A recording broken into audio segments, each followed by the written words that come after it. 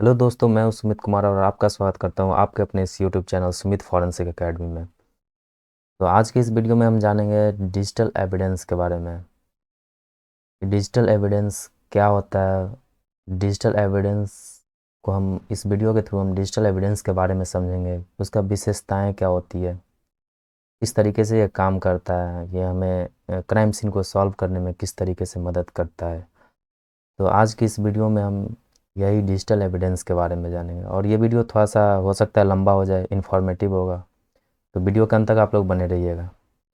तो चलिए आज का टॉपिक हम शुरू करते हैं।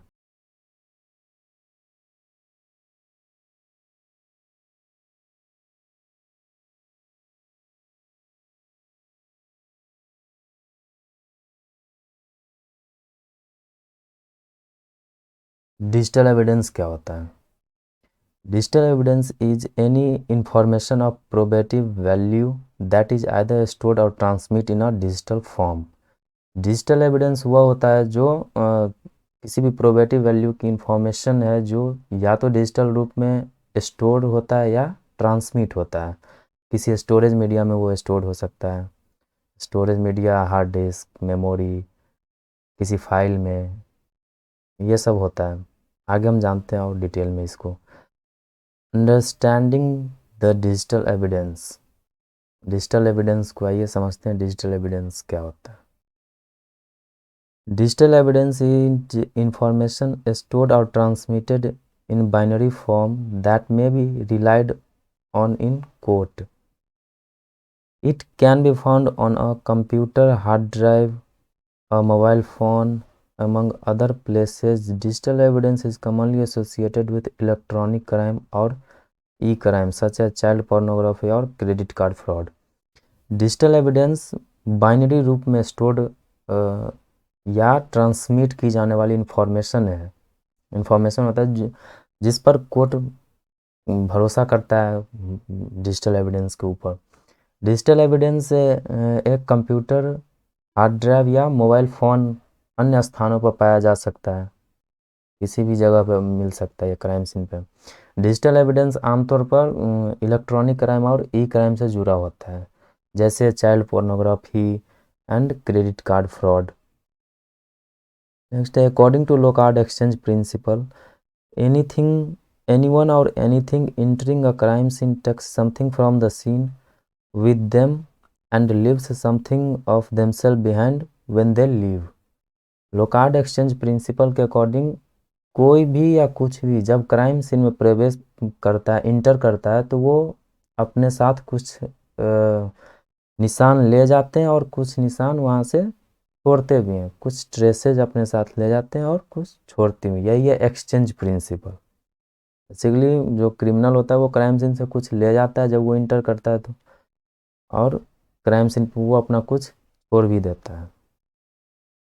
नेक्स्ट है digital evidence is circumstantial and critical in nature which makes it difficult for a forensic investigator to trace criminal activities.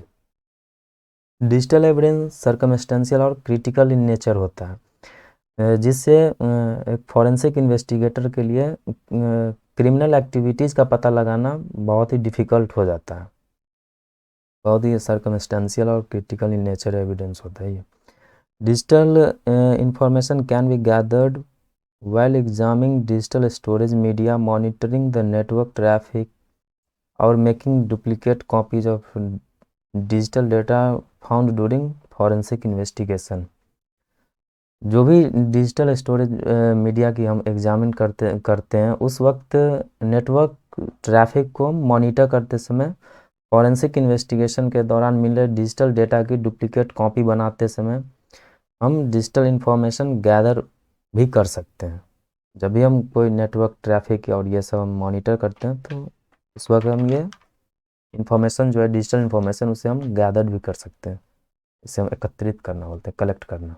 Next है types of digital evidence. Digital evidence कितने तरह का होता है?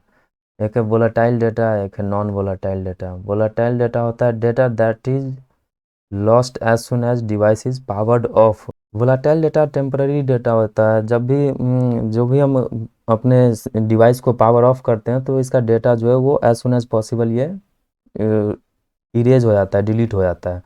और ये बेसिकली वोलाटाइल डेटा रैम में store होता है। रैम रैंडम एक्सेस मेमोरी इसका फुल फॉर्म है, उसमें ये स्टोर होता है। जैसे एग्जांपल में इन एग्जांपल को सिस्टम टाइम, किस वक्त आप कौन से टाइम में आप लॉग इन करते हो, सिस्टम ओपन किए हो, वो लॉग होता है। लॉकडाउन यूजर्स, उसमें कितने आप एडमिनिस्ट्रेटिव प्रोफाइल होता है ना यूज़र का, वो आप कितने यूजर्स उसमें बना रखे हो। ओपन फाइल्स, आप कितने तरीके का फाइल ओपन करते हो। नेटवर्क इन्फॉर्मेशन, आप कौन कौन से नेटवर्क से कितने देर कनेक्ट रहे हो, कितने कौन समय में आप कनेक्ट हुए हो। उस नेटवर्क का SSID और उस नेटवर्क का नेम, यहाँ तक कि पासवर्ड भी उसमें सेव होता है।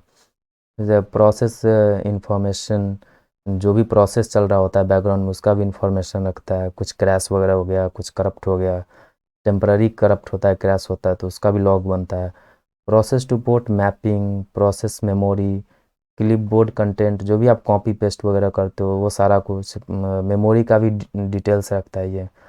सर्विस और ड्राइवर का इन्फॉर्मेशन रखता है। जब भी हम सिस्टम ओपन करते हैं तो वहाँ पे बूट प्रोसेस होता है, तो उसमें ड्राइवर भी इन्वॉल्व होता है, तो उसका भी डिटेल ये रखता है। कमांड हिस्ट्री, हमने क्या क्या यूज किया है, क्या क्या कमांड दिया अपने सिस्टम को, ये सारा कुछ स्टोर करके रखता है। और ये सब टेम्पररी होता है, वोलाटाइल डेटा होता है। जब भी जितने देर सिस्टम ऑन रहेगा ये डेटा रहेगा, जब भी हम सिस्टम को ऑफ करेंगे ये डेटा इरेज हो जाएगा। तो ये होता है वोलाटाइल डेटा। अब नॉन वोलाटाइल डेटा ये होता है परसिस्टेंट, परमानेंट होता है।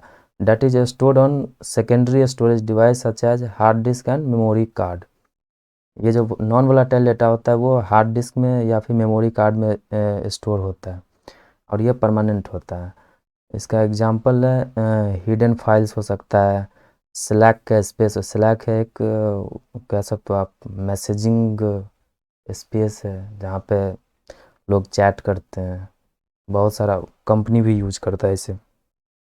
स्वैप फाइल हो गया, कोई फाइल वगैरह स्वैप करते हो। इंडेक्स डॉट डैट फाइल होता है, इसमें काफ़ी सारा इंफॉर्मेशन मिलता है। इसको जब एनालिसिस करते हैं तो उसके बाद अनएलोकेटेड क्लस्टर। अनएलोकेटेड क्लस्टर होता है हार्ड डिस्क का जो स्टोरेज मीडिया होता है उसमें, उसमें भी ये हमें इसको भी एनालिसिस करने पे बहुत चीज़ फाइल वगैरह से रिलेटेड इंफॉर्मेशन मिलता है। फिर अनयूज्ड पार्टीशंस, जो अनयूज्ड पार्टीशन होता है वो हिडन पार्टीशन, कुछ हिडन पार्टीशन भी होता है। रजिस्ट्री सेटिंग सबसे बेस्ट है, अगर आप साइबर फॉरेंसिक इन्वेस्टिगेटर हो तो रजिस्ट्री एनालिसिस, लॉग एनालिसिस, ये तो बहुत ही, इवेंट लॉग्स, ये दो तीन अच्छे से एनालिसिस आना चाहिए। मेन होता है रजिस्ट्री लॉग्स, और ये दो चीज़ मेन है जहाँ पे आपको सिस्टम से रिलेटेड सारा कुछ इन्फॉर्मेशन मिल सकता है। नेक्स्ट है characteristics of digital evidence.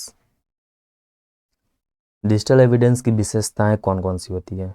Digital evidence must have some characteristics to be disclosed in court of law.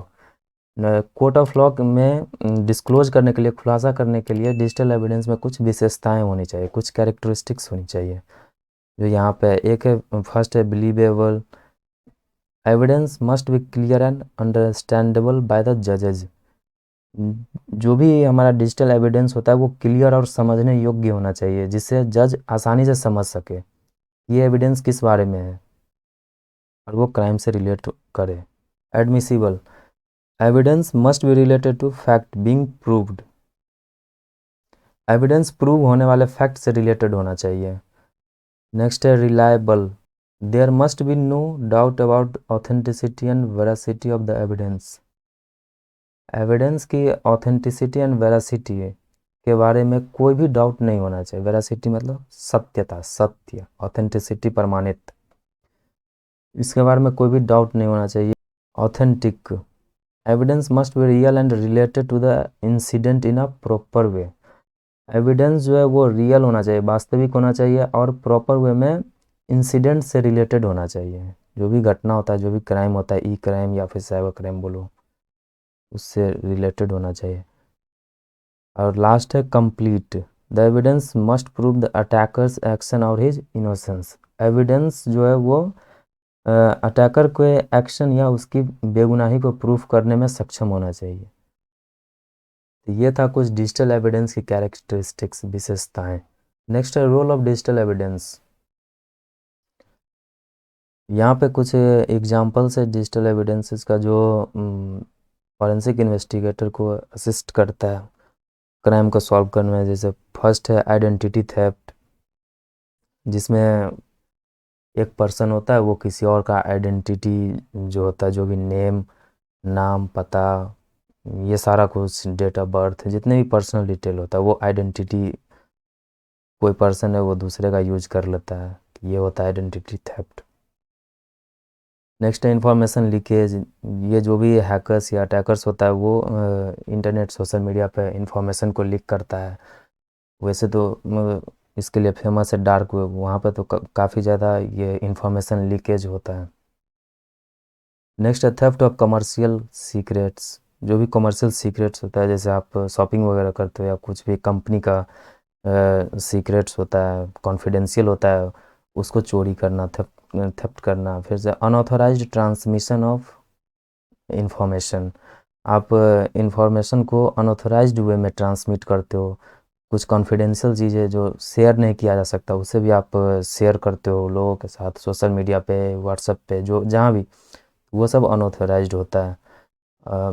Next है malicious attacks on computer system and themselves. Computer system पे malicious attacks करना, या खुद से करना या किसी और से करवा देना। नेक्स्ट है use and abuse of internet. Internet का गलत इस्तेमाल करना, अब्यूज ऑफ सिस्टम, सिस्टम का गलत इस्तेमाल करना, इसका जो कोडिंग होता है, जो इंटरनल पॉलिसीज़ वगैरह होता है उसको कुछ छेड़छाड़ करना, जो बोलते हो वो करना। फिर से नेक्स्ट है ईमेल कम्युनिकेशन बिटवीन सस्पेक्ट और कंस्पायरेटर्स। जो सस्पेक्ट के बीच में जो ईमेल कम्युनिकेशन होता है, जो जैसे 3-4 लोगों का ग्रुप है, अब उसमें कुछ ईमेल कम्युनिकेशन करता है, उसमें फाइल वगैरह ट्रांसमिट होता है, तो उसको भी एनालाइज करने पे कुछ डिजिटल एविडेंस हमें पता लग सकता है किसी क्राइम के बारे में, कि क्या बातें चल रहा था लोगों के बीच में, क्या फाइल शेयर की जा रही थी, एक्सेट्रा। नेक्स्ट है production of false document and accounts. Accounts और डॉक्यूमेंट को गलत तरीके से प्रोड्यूस करना। नेक्स्ट है अनऑथराइज्ड इंक्रिप्शन या password protection of document. Document का प्रोटेक्शन या पासवर्ड जो होता है उसे अनऑथराइज्ड वे में इनक्रिप्ट करना, या फिर पासवर्ड लगाना जिसे बोलते हैं, लॉक करना। तो ये सारा कुछ कुछ एग्जांपल्स था जहाँ पे हमें डिजिटल एविडेंस जो है वो फॉरेंसिक इन्वेस्टिगेटर को असिस्ट करता है क्राइम सीन को सॉल्व करने में। नेक्स्ट है सोर्सेज ऑफ पोटेंशियल एविडेंस। अब जब हमें क्राइम सीन पे एक डिजिटल डिवाइस मिल जाता है, जैसे लैपटॉप हो गया, मोबाइल हो गया, ये सब मिलता है, तो उसमें हमें कहाँ पर एविडेंस मिलेगा, हमें कहाँ पे इंफॉर्मेशन वगैरह मिलेगा। तो जो भी हमारा कंप्यूटर होता है ना, उसमें दो तरीके का होता है, एक होता है यूज़र क्रिएटेड फाइल और दूसरा होता है यूज़र प्रोटेक्टेड फाइल। तो यूज़र क्रिएटेड में क्या, नाम से ही क्लियर है, यूज़र क्रिएटेड, यूज़र के थ्रू जो फाइल क्रिएट किया गया हो, फाइल, फोल्डर, जो भी आप बोलो, यूज़र के थ्रू बनाया हो। जैसे एड्रेस बुक हो सकता है, उसमें एड्रेस बुक में कुछ भी हो सकता है, एड्रेस वगैरह, कोई नोट्स, जैसे हम इम्पोर्टेंट कुछ नोट्स वगैरह लिख के रखते हैं ताकि भूल ना जाए, वो नोट्स होगा। डेटाबेस फाइल होता है जिसमें हम कुछ डेटाबेस वगैरह, पर्सनल ईमेल वगैरह, जितना भी कुछ होता है, कार्ड वगैरह डिटेल का कुछ भी, जो भी सारा कुछ डेटाबेस में ही आता है, डेटाबेस फाइल। उसके बाद नेक्स्ट है media, images, graphics, audio, video, etcetera. Media file जो भी होता है जिसमें हम कुछ पर्सनल फ़ोटोज़ वगैरह, वीडियो, और कुछ पर्सनल डिटेल्स, डॉक्यूमेंट्स वगैरह। फिर नेक्स्ट है document, text, spreadsheet, presentation file. Document file में पीडीएफ, डॉक फाइल, प्रेजेंटेशन, ये सब होता है। कुछ भी सीक्रेट्स वगैरह रखना हो तो उसे हम क्या करते हैं, पासवर्ड वगैरह लगा के रख देते हैं, डॉक्यूमेंट फाइल में हो गया। फिर नेक्स्ट है internet bookmark, favourites, etcetera. Internet पे हम कुछ भी वेबसाइट वगैरह, जैसे कोई गलत वेबसाइट होता है वो अगर हम विजिट करते हैं, उसे हमें याद नहीं रहता, तो क्या करते हो, बुकमार्क वगैरह कर लेते हो, फेवरेट उसे सेव करके रख लेते हो, स्टार मार्क कर लेते हो कि उसे तुरंत फिर हम एक्सेस कर सकें नेक्स्ट टाइम। तो ये सब चीज़ होता है, ये सब सारा कुछ आता है यूज़र क्रिएटेड फाइल में। जब भी हमें सिस्टम मिलता है कोई क्राइम सीन पे, तो हम पहले यूज़र क्रिएटेड भी चेक करते हैं। दूसरा होता है यूज़र प्रोटेक्टेड फाइल, इसे बनाता यूजर ही है, लेकिन वो प्रोटेक्टेड होता है। प्रोटेक्टेड मतलब कंप्रेस्ड हो सकता है, पासवर्ड लगा हो सकता है। इसमें कंप्रेस्ड फाइल जो कंप्रेस्ड कर लेते हैं ना काफ़ी, जैसे फ़ोटो हो गए, इमेजेस, कुछ वीडियो वगैरह हो गया, कुछ डॉक्यूमेंट फाइल हो गया, तो ये सारा कुछ को मिला करके कंप्रेस फाइल बनाया जाता है और उसे पासवर्ड प्रोटेक्टेड किया जाता है। नाम कुछ और भी रख सकते हो आप, सारा कुछ अपने हाथ में होता है। तो इससे क्या होता है, सामने वाले को पता ही नहीं चलता है कि आखिर ये कंप्रेस फाइल में है क्या। तो लोग इस तरीके का नाम रखते हैं, जो जो भी इन्वेस्टिगेट करता है सोचता है इसमें कुछ होगा नहीं, लेकिन एक्चुअली उसको जब ओपन करोगे ना तो उसके अंदर बहुत कुछ मिलता है। नेक्स्ट है मिसनेम्ड फाइल। जैसे नाम, जैसे मान लो मेरा नाम है सुमित कुमार, तो मैं किसी और नाम से फाइल सेव कर दूं, जैसे राजेश कुमार हो गया, राकेश कुमार हो गया। तो इस नाम से अगर फाइल सेव करते हैं ना तो लगता है जैसे हाँ ठीक है, ये तो सुमित कुमार का है ही नहीं, तो इसको ओपन ही नहीं करना है। तो इसमें आप फॉरेंसिक इन्वेस्टिगेटर को धोखा देने के लिए, जैसे कोई क्राइम करो आप और उसमें धोखा दो सामने वालों को, जो पता ही ना चले इसमें है क्या, मिसनेम्ड कर दो, मिसमैच वगैरह। नेक्स्ट है इनक्रिप्टेड फाइल। इसमें हम सेंसिटिव डेटा जो भी होता है ना उसको हम रख के फाइल को उसको हम इनक्रिप्ट कर देते हैं। फिर से होता है, नेक्स्ट है पासवर्ड प्रोटेक्टेड फाइल। इसमें हम कंप्रेस फाइल हो गया या फिर नॉर्मल फाइल, उसमें हम पासवर्ड प्रोटेक्ट कर देते हैं, पासवर्ड वगैरह लगा के उसे सिक्योर हम कर देते हैं कि उसे कोई अनऑथराइज्ड पर्सन जो है वो एक्सेस ना कर सके। नेक्स्ट है हिडन फाइल्स। हिडन फाइल्स हो जाता है जो हम कुछ सेंसिटिव प्राइवेट हो गया, ये कॉन्फिडेंशियल फाइल हो गया, उसे हम कोई अदर पर्सन एक्सेस ना कर सके, इसलिए हम उसे हिडन हाइड कर देते हैं। नेक्स्ट है स्टेगनोग्राफी। स्टेगनोग्राफी बहुत ही फेमस है। इसमें होता है क्या है ना, जैसे आप एक इमेज है उसके पीछे आप कुछ इंफॉर्मेशन, कुछ रिटन डेटा, कुछ एड्रेस वगैरह जैसे होता है ना, आप उसे आप हाइड करना चाहते हो, ये इजीली हो जाता है हमारा नोटपैड और इसके कमांड प्रॉम्प्ट, इस दोनों के यूज से। तो स्टेगनोग्राफी बहुत ही यूज होता है। और ये एक्चुअली स्टेगनोग्राफी ना आप लोग मूवी में भी देखोगे कि एक इमेज आता है, उसको जब एनालाइज करता है ना तो एक कुछ सेंटेंस वगैरह लिखा के आता है। तो बेसिकली वही है स्टेगनोग्राफी, और ये बहुत ही इंटरेस्टिंग है। इस पर मैं एक अलग से वीडियो बना दूंगा, उसमें काफ़ी क्लियर समझ में आ जाए। नेक्स्ट है कंप्यूटर क्रिएटेड फाइल्स। कंप्यूटर का क्रिएटेड जो भी फाइल होता है उसमें क्या क्या होता है, बैकअप फाइल हो गया, जैसे टेम्पररी बैकअप होता है ना, टेम्पररी फाइल वगैरह बैकअप, जो भी आप सॉफ्टवेयर यूज़ करते हो फिर उसे बंद कर दो, तो वो भी कहीं ना कहीं टेम्पररी बैकअप फाइल में ही कुछ डेटा स्टोर करके रखता है। जब भी आप उस सॉफ्टवेयर को बंद करोगे वो वहाँ से रिमूव हो जाता है। फिर लॉग फाइल हो गया, लॉग फाइल जैसे इवेंट लॉग वगैरह हो गया, लॉग एनालिसिस जिसे हम बोलते हैं, तो वो हो गया। फिर से कॉन्फ़िगरेशन फाइल हो गया, जिसमें हम हमारा सिस्टम का सारा कॉन्फ़िगरेशन वगैरह होता है, वहाँ पे आप चेक कर सकते हो कि कौन सा यूज़र है, कितने देर सिस्टम यूज हुआ है, कहाँ पर कितने देर नेट कनेक्ट हुआ है, कौन से नेटवर्क से कनेक्ट हुआ है, वो सब। प्रिंटर स्पूल फाइल हो गया, जहाँ से हम प्रिंटर से पेपर वगैरह निकलता है ना उस पर भी तो कुछ एड्रेस, कुछ डेटा वगैरह हमें मिल सकता है। कुकीज़ फाइल हो गया, कुकीज़ तो बहुत ही अच्छा है। आप जैसे ब्राउज़र के अंदर कुकीज़ फाइल होता है, आप उसे एनालाइज करोगे तो पता चलेगा कि यूज़र ने कौन से टाइम में, किस डेट में, कितने देर तक, कहाँ, कौन सा वेबसाइट विजिट करा, तो वो सारा कुछ होता है। फिर से स्वैप फाइल हो गया, सिस्टम फाइल हो गया, सिस्टम के अंदर जो भी फाइल होता है, जैसे विंडो सी ड्राइव के अंदर जाओगे ना तो काफ़ी सारा फोल्डर मिलेगा, उससे ओपन करोगे उसके अंदर भी मिलता है, उसके अंदर भी मिलेगा, तो ये सिस्टम फाइल होता है, आप उसमें भी एनालाइज कर सकते हो। जैसे हिस्ट्री फाइल हो गया, हिस्ट्री हो गया, जितना भी हम सिस्टम में जो भी यूज करते हैं वहाँ सारा कुछ मिल जाएगा। टेम्पररी फाइल हो गया, जो टेम्पररी डेटा स्टोर करता है, वोलेटाइल डेटा स्टोर करता है, जितने भी देर सिस्टम ऑन रहा, जो भी हम काम वर्क करते हैं वो सारा कुछ टेम्पररी स्टोर होता है, टेम्प फाइल जिसे हम बोलते हैं। तो ये कुछ पोटेंशियल जो बोलते हो ना आप, सिस्टम के अंदर जगह, उस जगह पर यहाँ पे आप इस सब में जो एविडेंस आप कलेक्ट कर सकते हो सर्च करके। नेक्स्ट है type of evidence may be found from spot. Hard drive में हमें क्या क्या मिल सकता है तो टेक्स्ट मिल सकता है, टीएक्सटी फाइल जो होता है वो, pictures, video, multimedia, database, computer program, file मिलता है हमें। हार्ड ड्राइव हम कलेक्ट इसलिए करते हैं, यहाँ से ये सारा कुछ डेटा हम निकाल सकते। सिस्टम का जो जो भी डेटा होता है ना, विंडोज़ में हमारा इंस्टॉल्ड होता है, वो भी तो हार्ड ड्राइव के अंदर ही होता है। तो मेन हमारा सिस्टम का जो पार्ट है वो हार्ड ड्राइव, अगर वो मिल जाता है ना तो आप सारा सिस्टम, सारा डेटा वगैरह वहाँ से आप एनालाइज कर सकते हो। नेक्स्ट है थंब ड्राइव, इसमें भी टेक्स्ट, ग्राफिक, इमेज और पिक्चर फाइल वगैरह होता है। नेक्स्ट है मेमोरी कार्ड में, इसमें इवेंट लॉग होता है, chat log, text file, image file, picture file and internet browsing history. जो मेमोरी कार्ड है वो हमें इंटरनेट ब्राउजिंग हिस्ट्री को एनालाइज करने में और इवेंट लॉग को एनालाइज करने में मदद करेगा। इसके बाद है स्मार्ट कार्ड, डोंगल और बायोमेट्रिक स्कैनर जो होता है, इसमें हम क्या हमें मिल सकता है। तो evidence is found in recognizing और authenticating the information of card and the user level of access, configuration, permission and in the device itself।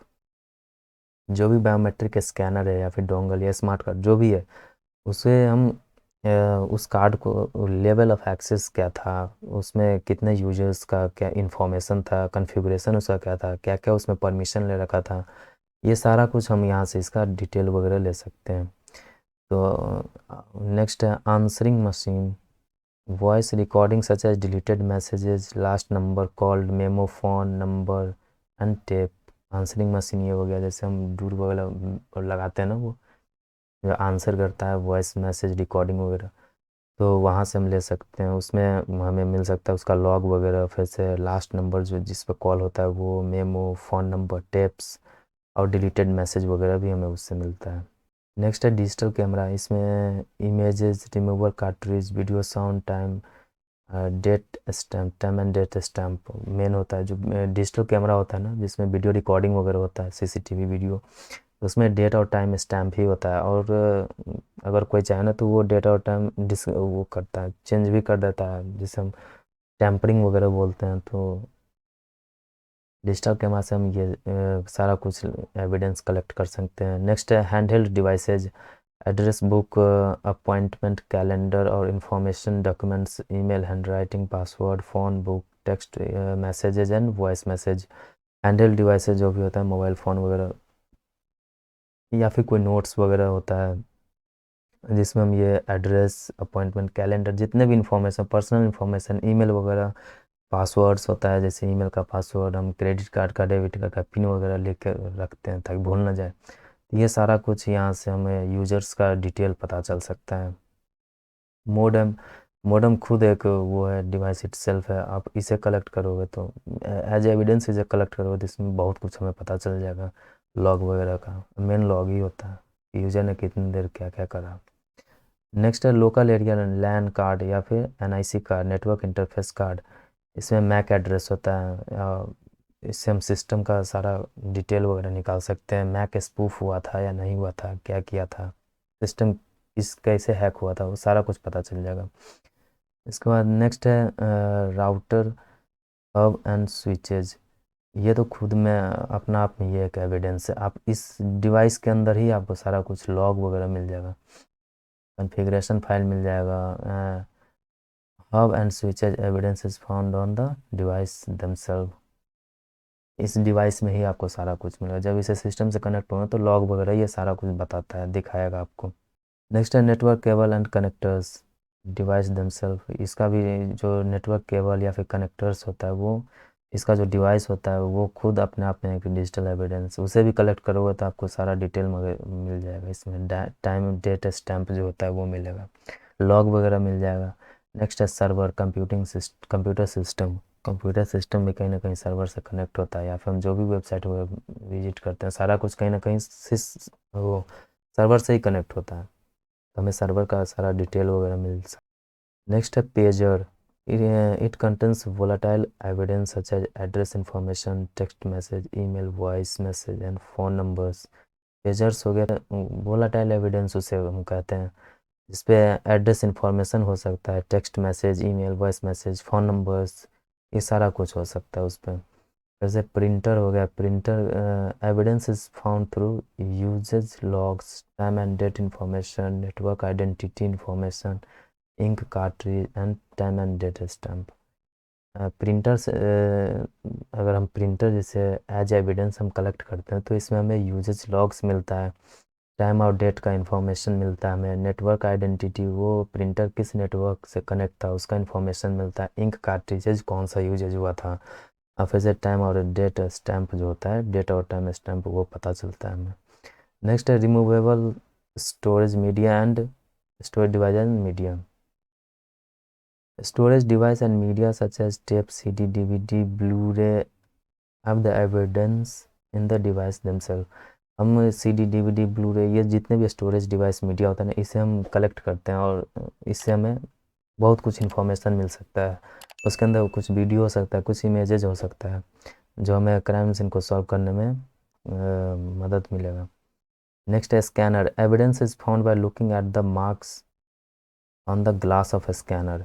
जो हमारा प्रिंटर का जो स्कैनर होता है ना, आप देखते हो उस पर ग्लास होता है, एक शीशा, जैसे शीशे बोलते हैं, उसे स्कैन करोगे तो उसके ऊपर आप कभी देखना ध्यान से, लेटर बाय लेटर वो उस पर प्रिंट जैसे हो जाता है, टेम्पररी प्रिंट होता है वो।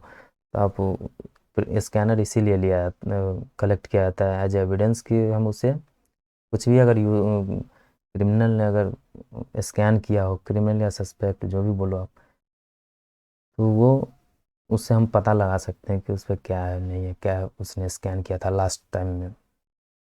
नेक्स्ट है telephones.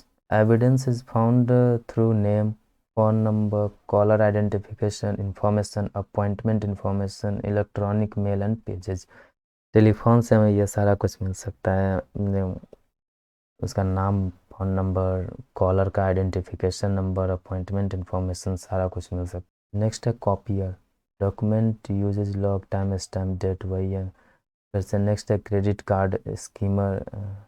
Evidence is found through card expiration date, users address, credit card number, users name. Credit card skimmer एक डिवाइस होता है, जिससे होता है कि ना, आप किसी भी शॉप वगैरह पर देखते हो डिवाइस, वो क्या बोलते हैं, क्रेडिट कार्ड को आप स्वैप करते हो तो वो एक नॉर्मल मशीन होता है, लेकिन स्कीमर डिवाइस ना एक छोटा सा आता है, वो उसी में सेट किया जाता है। जैसे ही आप स्वैप करोगे ना, तो वो आपका कार्ड का जो भी डिटेल वगैरह होता है, कार्ड का डेट, एक्सपायरी डेट, फिर से जो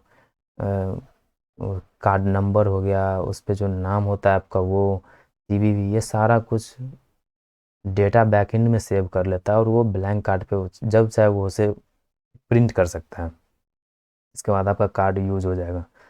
आप पिन तो ऐसे ही आप डालते हो, तो पिन तो वो देख ही लेता है, वहाँ पे पता ही चल जाता है उससे। जो भी आप प्रेस करोगे ना, तो वो स्कीमर डिवाइस के थ्रू वो बैकएंड में सेव हो जाता है। ये होता है स्कीमर डिवाइस। नेक्स्ट है डिजिटल वॉचेज। आजकल हम डिजिटल वॉच भी पहनते हैं, वो ब्लूटूथ से कनेक्ट होता है। कितने लोग फ़ोन को कंप्लीट उसमें तो व्हाट्सएप भी चला लेते हैं, फ़ोन कॉल आता है, तो उसे एज एविडेंस कलेक्ट करने पे भी हमें बहुत कुछ पता चल सकता है, जैसे address book, notes, appointment calendar, phone number, email, messages, जो भी होता है सारा कुछ पता चल सकता है उससे। नेक्स्ट है fax machine, facsimile machine. Evidence is found through document, phone number, film cartridge, send और रिसीव लॉग।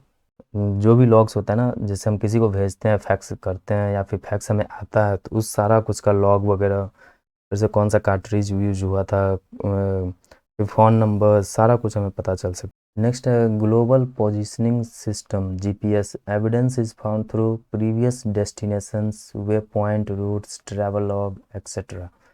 जो भी गूगल मैप जो हम होता है ना, जीपीएस, वो आप जैसे क्या बोलते हैं, ईमेल जैसे लॉगिन करते हो से अपने मोबाइल में, तो और लोकेशन ऑन रहता है, तो आप जहाँ जहाँ भी जाते हो ना, वो गूगल क्या करता है, आपका बैकएंड में वो लोकेशन हिस्ट्री आपका बना कैप्चर करते चला जाता है। आप जिस जिस लोकेशन पे जहाँ जहाँ जाओगे ना, और अभी आप देखते होगे मेल पे आपको 1 मंथ या 2 मंथ पे ना आपको एक वो भेजता होगा, आपका ट्रैवलिंग टाइमलाइन करके कुछ।